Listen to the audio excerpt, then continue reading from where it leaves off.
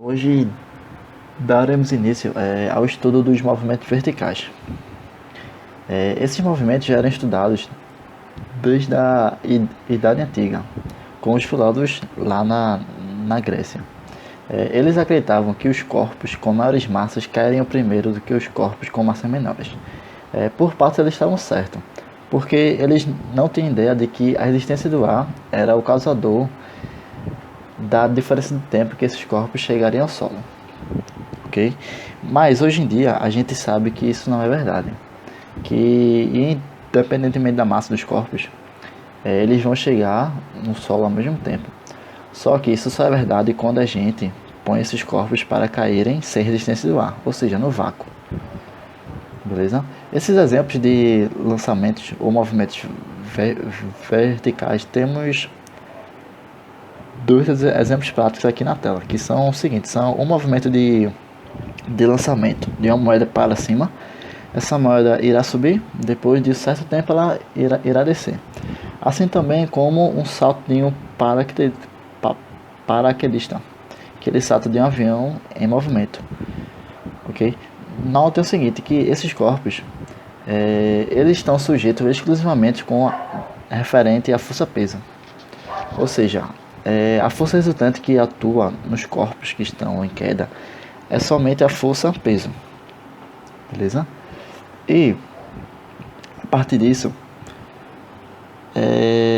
podemos concluir com a seguinte relação que, já que a força resultante é só a força-peso e o peso é dado pela equação de mg e a força resultante é igual a ma, que está escrito aqui na tela, essa relação entre essas forças, vemos que ao desprezar a massa dos corpos, ao cortarmos ela, a gente nota o seguinte, que o vetor da aceleração é puramente a aceleração da gravidade, ok? E se a gente notar na frente ao desenho à direita, que essa aceleração está sempre voltada ao centro do planeta. Ela está sempre voltada para o centro. A gente vai ver essa relação com mais detalhe quando estudamos a relação de forças. Acredito que já seja na próxima aula. Beleza?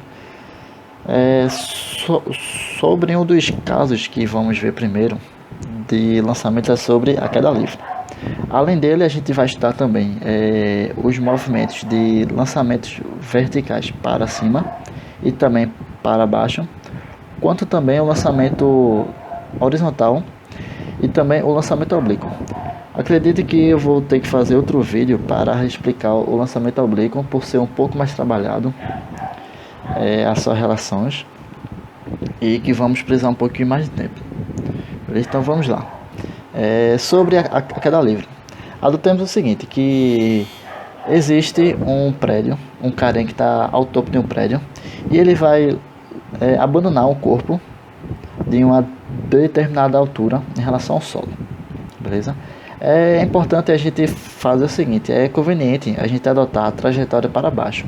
A trajetória é positiva para baixo, ou seja, qualquer valor para baixo é positivo na nossa distância, ok? Aí vejam, ao abandonar essa partícula, ela está com velocidade inicial igual a zero, ok? E, ou seja, quando ela é abandonada, ela está sujeita somente à aceleração da gravidade. E por esse corpo estar sujeito a alguma aceleração, ele obedece um movimento uniformemente variado. Ou seja, então, as equações do movimento uniformemente variado são todos cabíveis nessa situação. Ou seja, as equações do solvetão, da aceleração média e também da equação de Torricelli. Aí vejam só sobre as especificidades dessas equações. Ao abandonar os corpos, ele está com a sua velocidade inicial igual a zero, beleza? E também estamos soltando esse corpo a partir do referencial zero, já que a gente adotou esse referencial lá no topo do prédio, que seria esse pontinho aqui. A partir disso, analisando a equação do sorvetão, a gente consegue relacionar é uma equação só em relação à altura, à gravidade e o tempo. Se o nosso espaço inicial seria igual a zero e a velocidade também igual a zero, a gente tem a seguinte equação, que o nosso S, que seria o que? O espaço final, vamos chamar ele de altura, ou seja, vamos substituir ele por a letra H. Ele seria igual ao que? Como 0 mais 0 é igual a 0, a gente fica só com a equação, a parte que é não nula, já que seria o que? A sobre 2 vezes o tempo ao quadrado. E como a gente viu que a aceleração é a própria da gravidade, então G sobre 2 vezes T ao quadrado. Ou seja, com essa relação aqui, podemos calcular a altura que um corpo vai demorar. A altura em cada intervalo de tempo que o corpo vai estar. Exemplo, se o corpo cair a 1 segundo, então ele vai estar em altura determinada em 1 segundo. Beleza? Sobre a sua velocidade, partindo do mesmo princípio que esse corpo está sendo abandonado, então sua velocidade inicial é igual a zero. Então a gente tem a seguinte relação, que a sua velocidade em função do tempo, ok, vai ser dado somente pela expressão g, gravidade, vezes o tempo que eu estou querendo. Se eu disser que esse corpo demorou a cair a 2 segundos da plataforma, ou seja, do prédio que está sendo lançado, eu posso dizer que essa velocidade que o corpo vai chegar ao solo seria o que? Seria 2 vezes a gravidade. Beleza?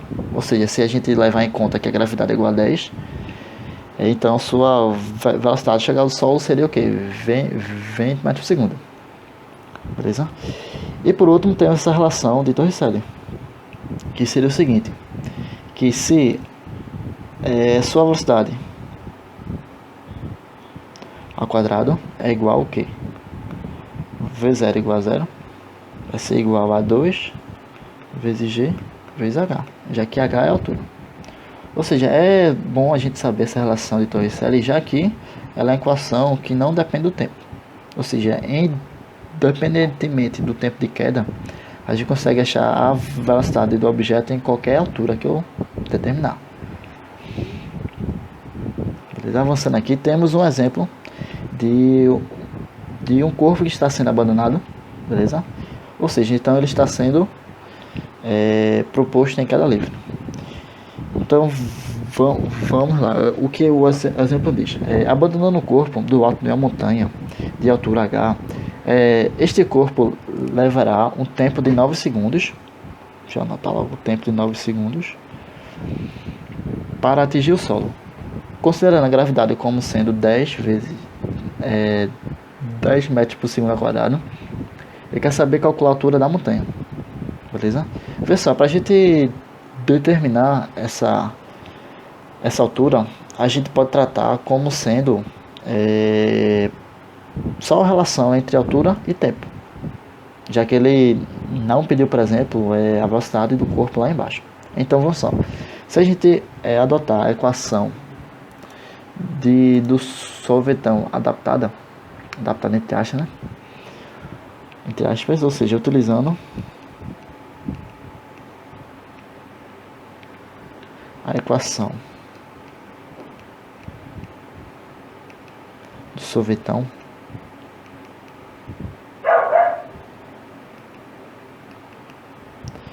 ou seja, S é igual a S0 mais V0t mais A dividido por 2t ao quadrado. Como a gente sabe que o corpo está sendo abandonado, só velocidade inicial igual a 0, e adotando o topo da montanha como sendo nosso referencial e as alturas para baixo como sendo alturas positivas, a gente tem a segunda relação, que H é igual a G sobre 2 vezes t ao quadrado. Então, se eu estou querendo saber qual seria a altura que esse corpo vai quitar a partir do solo, então, sendo G igual a 10 e o tempo como sendo 9, elevando isso ao quadrado, a gente tem a seguinte relação, que 10 dividido por 2 tem igual a 5, vezes 9 ao quadrado, que seria o quê? 81. Fazendo essa multiplicação, a gente acha um valor de 405 metros. Logo, essa montanha, esse objeto foi lançado de uma altura de 405 metros. Beleza? Esse aqui é um exemplo prático de uma queda livre. Mas fique tranquilos que amanhã a gente vai fazer mais exemplos disso para caso surja alguma dúvida.